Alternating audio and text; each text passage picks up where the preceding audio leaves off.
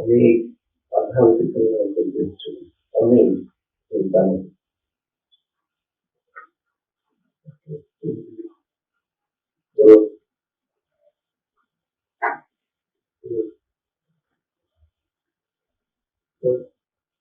এমন করেছে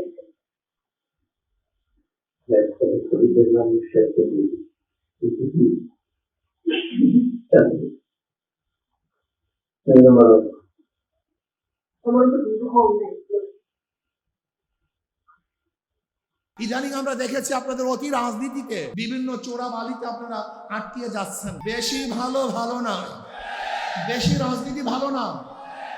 ইদানিং আমরা দেখেছি আপনাদের অতি রাজনীতিতে বিভিন্ন চোরাবালিতে আপনারা আটকিয়ে যাচ্ছেন। এর থেকে বের হতে পারবেন না। আগে বক্তব্য স্পষ্ট করুন। ইসলামী আন্দোলন বাংলাদেশের বক্তব্য স্পষ্ট। ইসলামী আন্দোলন বাংলাদেশ কি চায়? কি চায়? ইসলাম হুকুমত চায়। বাস ক্লিয়ার, কার কথা কোনো বক্তব্য নেই। আজকে হোক কালকে হোক ইসলামী আন্দোলন বাংলাদেশে ইসলাম হুকুমত চায়। এর জন্য তারা কাজ করবে। অনেকের একটা প্রশ্ন যে ঐক্যের জন্য আহ্বান করেছেন আপনারা, প্ল্যাটফর্ম গড়েছেন আপনারা, আবার শেষ পর্যন্ত নাইও আপনারা। একটা প্রশ্ন আছে কি নেই?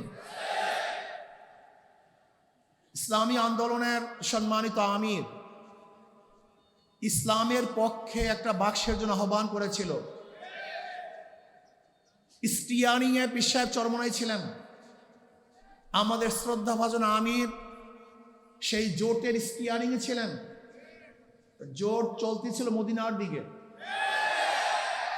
যখনই স্টিয়ারিং ছিনতাই করে আমেরিকার দিকে চলে গেছে, ইসলামী আন্দোলন সেখান থেকে সরে গেছে। তার মানে ইসলামী আন্দোলন বাংলাদেশ জোটে ছিল ইসলামের জন্য, বের হয়েছে ইসলামের জন্য। ইসলামী আন্দোলন বাংলাদেশ জনগণের সাথে ধোঁকাবাজি করতে পারে না, প্রতারণা করতে পারে না। ইসলামী আন্দোলন বাংলাদেশ গুপ্ত রাজনীতি করে না।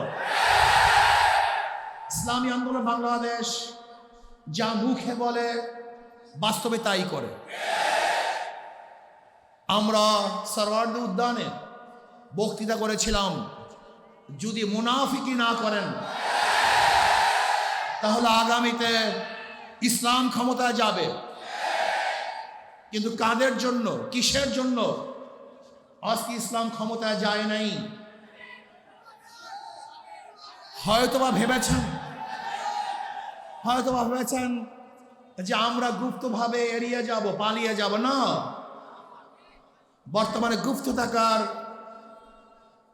কোনো সে নাই, সম্ভাবনা নেই। সব কিছু স্পষ্ট হয়ে যাবে। ইসলামী আন্দোলন বাংলাদেশ ইসলামের জন্য রাজনীতি করে, ক্ষমতার জন্য নয়। ইসলামী আন্দোলন বাংলাদেশ ইসলামের জন্য ক্ষমতা ত্যাগ করতে পারে, কিন্তু ক্ষমতার জন্য ইসলাম ত্যাগ করতে পারে না। ইসলামী আন্দোলন বাংলাদেশ ইসলামের জন্য ক্ষমতা ত্যাগ করতে পারে, কিন্তু ক্ষমতার জন্য ইসলাম ত্যাগ করতে পারে না। আজকে আমরা পার্লামেন্ট কি দেখতেছি? আবারও কে রাজাকার না, এটা প্রমাণ করার জন্য সময় ব্যয় করা হচ্ছে। আবার কেউ রাজাকার না, মুক্তিযোদ্ধা হিসাবে, শিশু মুক্তিযোদ্ধা হিসাবে নিজেকে প্রমাণ করার চেষ্টা করছে। এগুলি হাস্যকর, এগুলি ঠিক নয়। আবার কেউ মুক্তিযোদ্ধার পরিবার হিসাবে নিজেকে পেশ করছেন। সত্য বললেই হয়, আপনার পরিবারের মধ্যে কে কে মুক্তিযোদ্ধা ছিল, তাহলে জাতি স্পষ্ট মেসেজ পাবে যে অমুকে মুক্তিযোদ্ধা ছিল। আমার পরিবারের লোক মুক্তিযোদ্ধা। কে কে মুক্তিযোদ্ধা, কোথায় যুদ্ধ করেছেন, কোথায় শহীদ হয়েছেন বলে দেন, তাহলে অস্পষ্টতা থাকবে না। আপনারা আগরতলা ষড়যন্ত্র মামলার বিরুদ্ধে কথা বলবেন, আবার 71-এ স্বাধীনতার বিপক্ষে কথা বলবেন, এই দুইটা হয় না। আজকে এক দলের নায়েবে আমির কোরআনী শাসনের জন্য সংবিধানে সংসদে বক্তব্য দিয়েছেন। আমি আশা করব শরিয়ার পক্ষে বা কোরআন ও সুন্নাহর পক্ষে যেন ওই দলের আমির বিল উত্থাপন করেন, সংসদে কথা বলেন, আলোচনা করেন, এবং কোরআন ও সুন্নাহর আইন পাশ না করলে তারা যেন সংসদ ত্যাগ করেন, ওয়াকআউট করেন। এইটা আমরা দেখতে চাই। এই ফাঁকিবাজি আমরা দেখতে চাই না। নায়েবে আমির থেকে কথা তুলবেন, আবার নিজেরা বলবেন প্রচলিত আইনে আমরা দেশ চালাবো।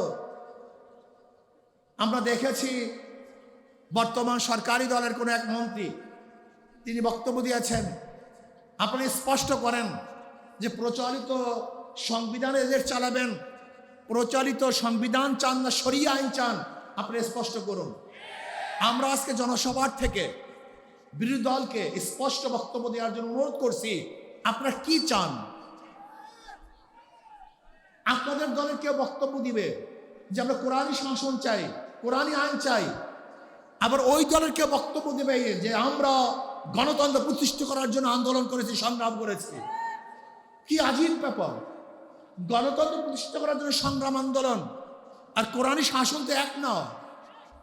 আপনারা কি করতে চান স্পষ্ট বলুন, সবার বক্তব্য যেন এক হয়। আপনারা এখানে লুকোচুরি করবেন, এটা হতে পারে না। আজকে আমরা দেখেছি অনেক বক্তব্য, কেউ কেউ বলেছেন যে ছাত্রলীগের মধ্যে যে হেলমেট বাহিনী ছিল তারা কারা। এই প্রশ্ন আসছে। যদি কোনো একদিন কেউ বলে যে হেলমেট পরিহিত লোকগুলি অমুকে ছিল, আপনারা কি জবাব দিবেন?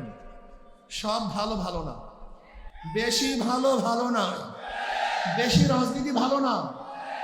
ইদানিং আমরা দেখেছি আপনাদের অতি রাজনীতিতে বিভিন্ন চোরা বালিতে আপনারা আটকিয়ে যাচ্ছেন।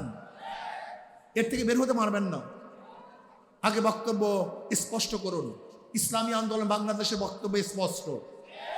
ইসলামী আন্দোলন বাংলাদেশ কি চায়? কি চায়?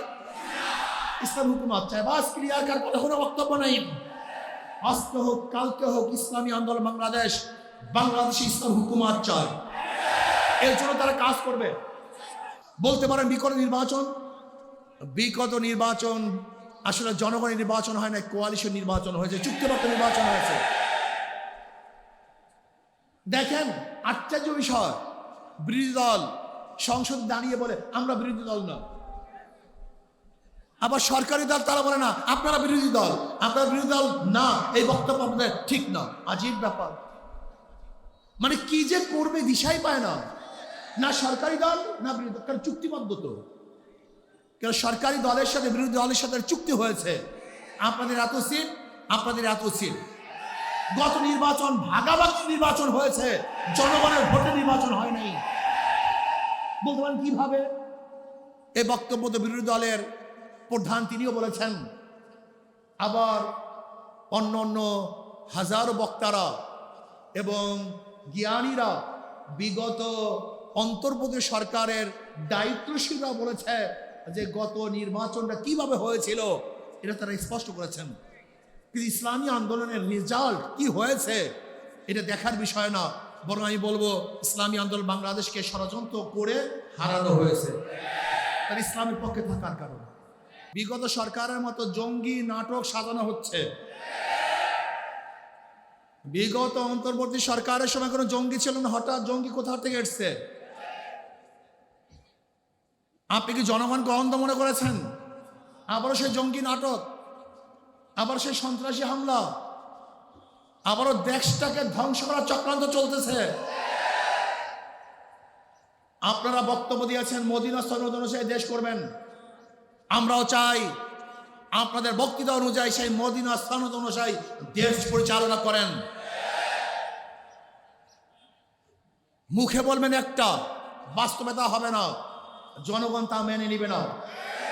আপনারা ভেবেছেন ইসলামী আন্দোলন বাংলাদেশ নিঃশ্বাস হয়ে গেছে, তারা বিলুপ্ত হয়ে গেছে? না, ইসলামী আন্দোলন বাংলাদেশকে পরিকল্পিতভাবে হারানো হয়েছে। ইসলামী আন্দোলন হারা নাই। ইসলামী আন্দোলন বাংলাদেশ হারার জিনিস নয়, এটা ধ্বংস হওয়ার জিনিস নয়। ইসলামী আন্দোলন বাংলাদেশ বিশ্বাস করে ওয়ালা তাহিনু ওয়ালা তাহজানু ওয়া আনতুমুল আলাউনা ইন কুনতুম মুমিনিন। ইসলামী আন্দোলন বাংলাদেশ বিশ্বাস করে আগামী দিনে ইসলাম নিয়ে বাংলাদেশ ইসলামী রাজনীতি করবে একটি ইসলামী আন্দোলন বাংলাদেশ। কোন ধোঁকাবাজি ছলনার নামে ইসলামী রাজনীতি বাংলাদেশের মানুষ আর গ্রহণ করবে না ইনশাআল্লাহ। আমি বিশ্বাস করি ইসলামী আন্দোলন বাংলাদেশ এমন এক অবস্থায় আছে, তার স্পষ্ট এক বার্তা জাতির কাছে দিয়েছে।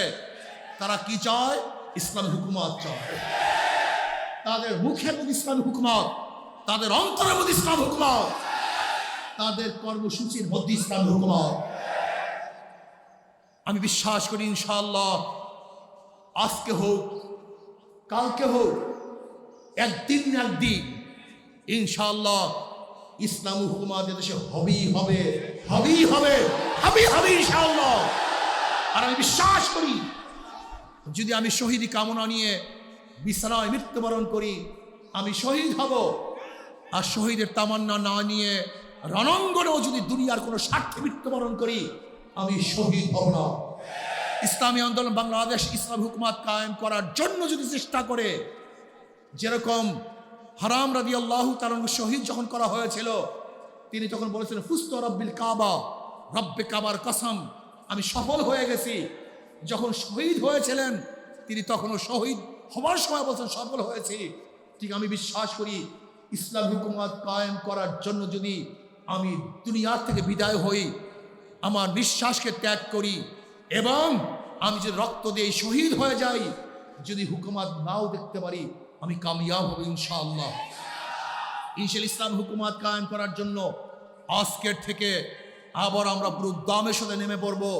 সবাইকে দাওয়াত দেব, সমস্ত মানুষকে আহ্বান করব ইসলাম হুকুমত কায়েম করে বাংলাদেশের গণবিপ্লব করবে ইনশাআল্লাহ।